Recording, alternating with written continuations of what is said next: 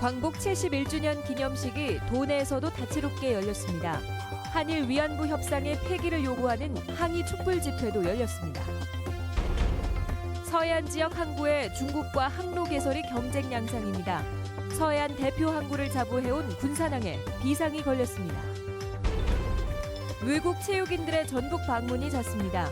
이딴 국제 규모의 스포츠 행사 유치 덕분인데 해외의 전북 마케팅은 덤입니다. 여러분 안녕하십니까? 전북권 뉴스입니다. 광복은 흥겨운 춤판이었습니다. 동시에 역사를 왜곡하려는 시도 앞에서는 결연하게 촛불을 들었습니다. 광복 71주년 그 의미를 새롭게 표현하고 기리는 움직임들 취재했습니다. 김하연 기자입니다. 대한민국 만세! 빼앗긴 나라를 되찾고 불렀던 만세 소리를 다시금 힘껏 외쳐봅니다. 71주년 광복절, 전북도청에서 열린 기념식에는 시민과 기관장 등 1000여 명이 참석했습니다. 우리 전열들의 부단한 노력과 희생이 없었다면 광복이라는 계란의 껍질을 깨지 못했을 것입니다. 이희동 선생의 작고 이후 도내 유일한 생존 애국지사가 된 이석규 옹도 감회 어린 표정으로 내내 자리를 지켰습니다. 경축식이 끝난 후 독립운동 추념탑에는 헌화와 분향의 발길도 이어졌습니다.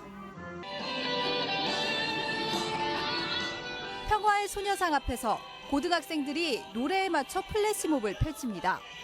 역사의식이 부족하다는 기성세대의 비판을 불식시키듯 학생들은 자신들만의 유쾌한 방식으로 역사를 기억하고 오늘날의 문제로 해석했습니다. 한일협정이 무엇인지, 한일협정이 맺어진 것을 사람들에게 알리고 싶기도 했고 또 조금이나마 위안부 할머니들한테 위로를 드리고 싶어서 이 플래시몹을 하게 되었습니다. 논란 속에 진행된 한일 정부 간 위안부 협상과 일본의 소녀상 철거 요구 움직임에 반대하는 촛불 집회도 열렸습니다. 참가자들은 광복 71주년에도 제대로 된 사과와 보상이 이루어지지 않고 있다며 위안부 합의 무효를 주장했습니다. MBC 뉴스 김하연입니다. 광복절인 오늘 전라북도 지방은 전 지역에 폭염특보가 내려지는 등 찜통더위가 이어졌습니다. 오늘 낮 최고 기온은 완주가 35.9도까지 올랐고 무주 35.3, 전주 33.8도 등 35도 안팎의 분포를 보였으며 곳에 따라 40mm 안팎의 가랑 소나기가 내리기도 했습니다. 전주 기상지청은 내일도 폭염 속에 소나기가 내리는 곳이 있겠고 폭염과 열대야는 당분간 계속될 것으로 예보했습니다. 군산을 비롯한 서해안 항구들이 대중국 항로 개설에서 활로를 찾고 있습니다. 충남 대산항 등이 중국 항로를 새롭게 개척하면서 군산항의 위기감이 높아지고 있습니다. 박찬익 기자가 보도합니다. 충남 서산시 대산항의 지난 5월 국제 여객터미널이 완공됐습니다. 내년 4월에는 중국으로 오가는 국제 여객선이 취항할 예정입니다. 중국 기항지는 산동성의 용안항, 군산에서 출발하는 석도 회리 기왕지와 겨우 60km밖에 떨어져 있지 않아 사실상 항로가 겹칩니다. 배를 지금 물색을 하고 있어요. 계략적으로 한 2만에서 3만 톤 급 사이가 되지 않을까. 군산 석도 회리와 마찬가지로 한 주에 3번 운항하는데 여객이나 화물 수송량은 비슷하거나 더 많을 것으로 예상돼 군산항과의 경쟁이 불가피해졌습니다. 충남 대산항은 군산항이 추진하고 있는 석도 회리의 증편에도 최대 걸림돌입니다. 군산항의 경우 올 들어 수송량이 20% 이상 증가하면서 주당 3차례인 운항 횟수를 6번으로 늘리려 하지만 대산항으로 일부 여객 수요가 빠져나갈 가능성이 높기 때문입니다. 금번 제24차 한중해운회담 안건에 상정될 수 있도록 지역 정치권과 협의해서 끝까지.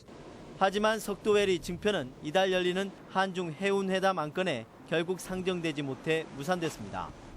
현재 대중국 항로는 인천과 평택, 군산에서 모두 16개 항로. 여기에 대산항까지 가세할 경우 한 개 항로뿐인 군산의 입지가 더 좁아질 수 있다는 우려마저 낳고 있습니다. MBC 뉴스 박찬익입니다. 국제 규모의 스포츠 행사들이 잇따라 전북에서 열리고 있습니다. 높은 스포츠 열기에 기반 시설 덕분인데 전북의 도시 위상을 높이는 효과도 기대됩니다. 강동엽 기자입니다. 멕시코와 카자흐스탄, 우크라이나 등 13개국에서 모인 아이스하키 유망주들이 전주를 찾아 구슬땀을 흘리고 있습니다.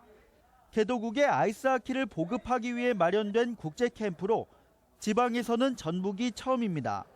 I'm really excited to be here. It's really fun and I'm learning a lot of things. So it's a really nice opportunity to be here. 캐나다와 덴마크 대표팀을 이끈 감독이 직접 지도에 나서 훈련 열기는 더 뜨겁고 선수들 간의 정도 깊어갑니다. 의사소통이 약간 어려운데도 약간 같이 하키를 하는 애들이다 보니까 금방 친해지고. 무주 태권도원은 스포츠 친선대사 역할을 톡톡히 하고 있습니다. 세계 태권도 문화 엑스포에 이어 열린 무술 문화 교류 축제에서도 수천 명의 중국 관광객과 선수단이 몰렸습니다. 이 밖에 올해 안에 도내에는 아시안 피겨 스케이팅 대회와 아시아 게이트볼 선수권 대회 등이 예정돼 있습니다. 전북에서 국제 행사가 이어지는 것은 관련 인프라가 잘 갖춰진 데다 경제 활성화를 내걸고 시군마다 유치전에 사활을 걸고 있기 때문입니다. 앞으로도 각종 세팍타크로 대회라든지 피겨스케이팅 대회라든지 기타 하키 대회라든지 여러 국제 대회를 유치할 수 있도록. 내년 세계 태권도 선수권과 피파 U20 월드컵이 성공적으로 개최되고 2023년 세계 잼버리 대회까지 유치하면 스포츠 메카로 전북의 위상은 한층 더 높아질 것으로 기대됩니다. MBC 뉴스 강동엽입니다. 세계 스카우트 연맹 실사단은 오늘 입국해 한국 스카우트 연맹으로부터 준비 계획을 듣고 내일부터 이틀 동안 새만금 현장을 방문해 잼버리에 필요한 주변 여건 등을 점검합니다. 폴란드와 유치 경쟁을 벌이고 있는 전라북도는 한국 스카우트 연맹과 함께 지난주 현지 실사에 대비한 예행 연습을 하는 등 유치 활동에 총력을 기울이고 있습니다.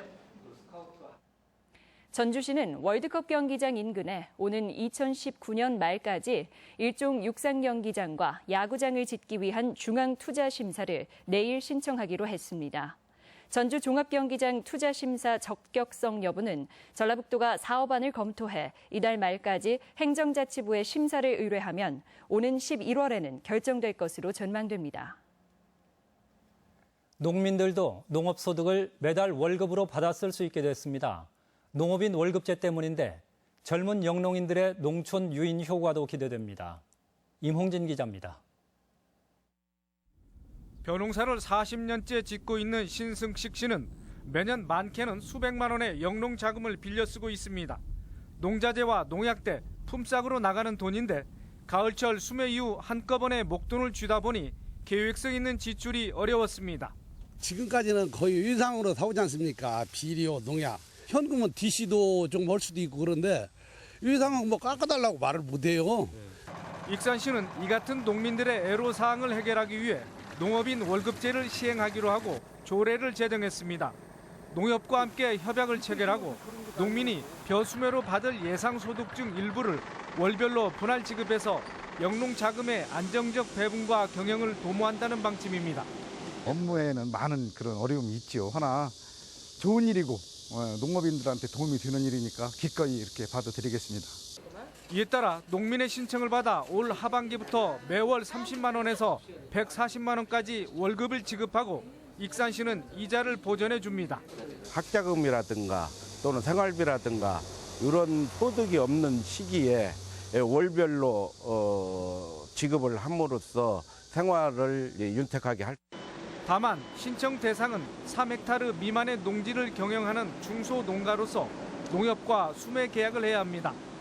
농업인 월급제가 정착될 경우 농업인의 사기 진작은 물론 젊은 층의 귀농에도 촉매 역할을 할 것으로 보입니다. MBC 뉴스 임홍진입니다. 전라북도는 정부가 탄소 섬유와 타이타늄, 알루미늄, 마그네슘 등 4대 경량 소재를 국가 전략 프로젝트로 선정했다고 밝혔습니다. 이에 따라 항공기와 로봇, 자동차 등에 쓰이는 경량 소재 시장 규모가 오는 2023년 475조 원으로 3배 가까이 증가해 도내 탄소 산업이 성장하는 계기로 기대를 모으고 있습니다. 전라북도 교육청은 오는 25일부터 다음 달 9일까지 도내 고등학교와 6개 시험지구 교육청에서 2017학년도 수능시험 응시 원서를 접수한다고 밝혔습니다. 올해 수능시험은 11월 17일에 실시되며 성적표는 12월 7일에 발표됩니다. 오늘의 간추린 뉴스입니다. 광복 71주년을 맞아 남북관계의 변화를 바라는 통일 토크쇼가 전주에서 시작됐습니다.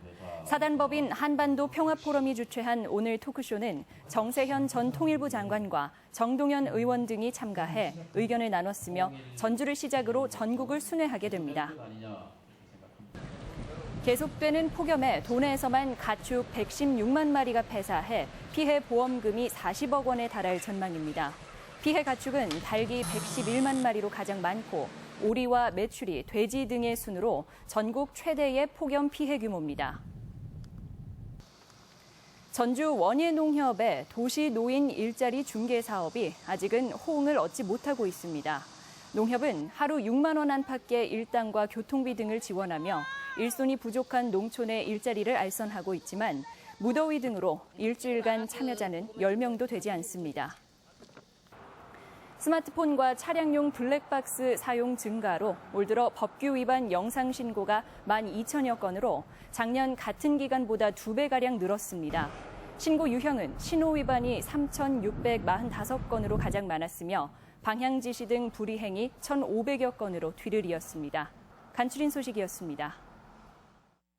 전라북도 교육청은 특정 대학 합격자에 한해 학교 예산으로 장학금을 주는 것은 형평성에 맞지 않고 차별에 해당한다며 해당 고등학교에 시정 조치했다고 밝혔습니다.